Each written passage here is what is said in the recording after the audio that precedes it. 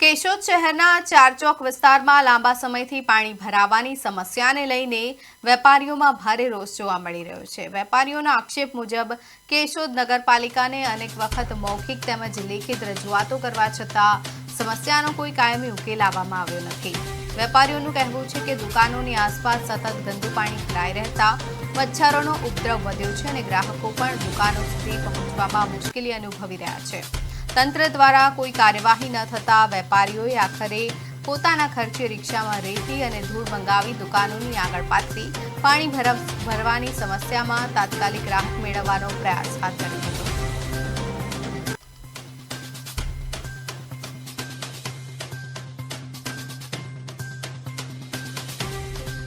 કાર્યવાહી છતાં સત્તાધીશો કોઈ પણ કાર્યમાં આગળ વધતા નથી, ખાલી જવાબ આપે છે અને છેલ્લે આખરે પણ અમારા ફોન ઉપાડતા બંધ થઈ ગયા છે।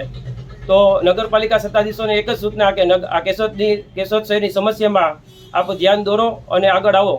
બાકી આ પબ્લિકને શું વાંક છે? તમને આગળ લઈ આવ્યા મત દઈને અને તમે જવાબ નથી આપતા। આખરે તમારો રસ્તો પણ આ જ હોય છે, દરરોજ અહીંથી નીકળો છો, એ છતાંય તમે જો કાર્યવાહી ન કરી શકતા હોય તો શું કામનું?